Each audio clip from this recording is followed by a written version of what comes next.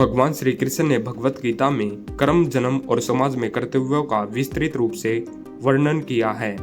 गीता के अनुसार कर्म का निर्धारण करने वाले केवल जन्म के आधार पर नहीं, बल्कि व्यक्ति की योग्यता, गुण और स्वभाव के आधार पर होता है। उन्होंने वर्ण व्यवस्था का उल्लेख करते हुए कहा है कि यह जन्म से नहीं बल्कि गुणों और कर्मों से तय होती है। कर्म और वर्ण व्यवस्था। भगवत गीता के अध्याय 4 श्लोक 13 में श्री कृष्ण कहते हैं, मैंने 4 वर्णों की रचना की है जो गुण, स्वभाव और गुण धर्म तथा कर्मों और कार्यों के आधार पर विभाजित है।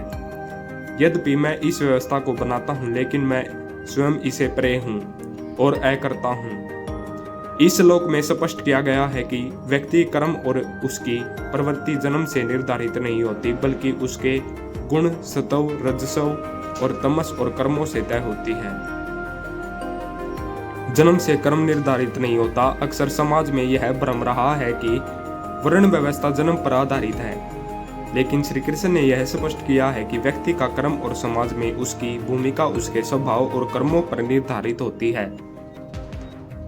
उन्होंने अर्जुन को कर्म योग का उपदेश दिया और बताया कि व्यक्ति को अपने स्वभाव और क्षमता के अनुसार कर्म करना चाहिए, न कि केवल जन्म के आधार पर। भगवत गीता अध्याय 18 श्लोक 41 और 44 में 4 वर्णों का उल्लेख है। हे अर्जुन, ब्राह्मण, क्षत्रिय, वैश्य और शूद्र के कर्म उनके स्वाभाविक गुणों के अनुसार विभाजित किए गए हैं। ब्राह्मण ज्ञान और सत्य के उपासक। ब्राह्मण का कर्म तप, अध्ययन, शिक्षा देना, धर्म का प्रचार करना, यज्ञ करना होता है। वे सत्यवादी और संयमी और ज्ञानवाद होते हैं। अक्षत्रिय शासन और रक्षा करने वाले। अक्षत्रिय का कर्म पराक्रम, युद्ध कौशल, शौर्य, त्याग, धर्म की रक्षा और शासक के रूप में कार्य करना होता है। वैश्य व्यापार और कृषि के लिए। वैश्य कृषि, गोपालन, व्यापार और धन की व्यवस्था करने का कार्य करते हैं। शूद्र सेवा और श्रम करने वाले। शूद्र का कर्म सेवा और श्रम करना होता है।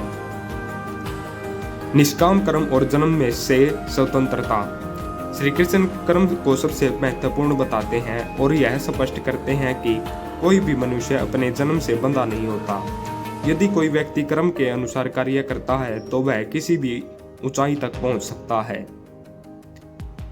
तुम्हारा कर्म करने से अधिकार है, लेकिन उसके फलों में नहीं। इसलिए कर्म करते रहो और फल की चिंता न करो। यह सिद्ध करता है कि कर्म ही व्यक्ति का असली धर्म है और उसे अपने जन्म के आधार पर बंधे रहना आवश्यक नहीं है। जन्म निर्धारित व्यवस्था का खंडन। श्री कृष्ण के समय में ही वर्ण व्यवस्था में विकृति आ गई थी, जहां लोग जन्म के आधार पर कर्म निर्धारित करने लगे थे, लेकिन उन्होंने इसे अस्वीकार किया और गुण तथा कर्म के महत्व को रखा। उदाहरण के तौर पर महर्षि वाल्मीकि जो पहले एक डाकू थे, लेकिन अपने कर्मों से ऋषि बने। कर्ण जो जन्म से सूत पुत्र थे, लेकिन अपने कर्मों से वह महावीर योद्धा बने। विदुर जो दासी पुत्र थे, लेकिन अपनी बुद्धिमत्ता और धर्मनिष्ठा के कारण पांडवों के मार्गदर्शक बने। 5वां, अर्जुन के संशयों को दूर करना। अर्जुन को जब यह भ्रम हुआ कि उसे युद्ध करना चाहिए या नहीं, तो श्री कृष्ण ने स्पष्ट किया कि जन्म या जाति के कारण कोई श्रेष्ठ या हीन नहीं होता। उन्होंने कहा है कि व्यक्ति को अपने स्वभाव के अनुसार कर्म करना चाहिए और समाज में संतुलन बनाए रखना चाहिए।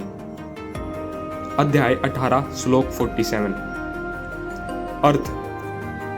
अपने स्वभाव के अनुसार किया गया कार्य भले ही वह दोषपूर्ण हो, दूसरों के कार्य को अपनाने से उत्तम है अपने स्वभाव के कर्म करना और स्वीकार करना। भगवान श्री कृष्ण ने स्पष्ट किया है कि जन्म किसी का कर्म निर्धारित नहीं होता। व्यक्ति के गुण, स्वभाव और कर्म के आधार पर उसका समाज में स्थान निर्धारित होता है। उन्होंने जन्म आधारित जाति प्रथा का खंडन किया और कर्म, गुण, योग्यता की प्राथमिकता दी। कर्म और गुणों के आधार पर वर्ण व्यवस्था निर्माणित हुआ है, न कि जन्म के आधार पर। व्यक्ति अपने कर्मों द्वारा उच्च स्थान प्राप्त कर सकता है। निष्काम कर्म योग का पालन करना ही सच्चा धर्म है। ऐसी वीडियोस देखने के लिए हमारे चैनल को सब्सक्राइब करें।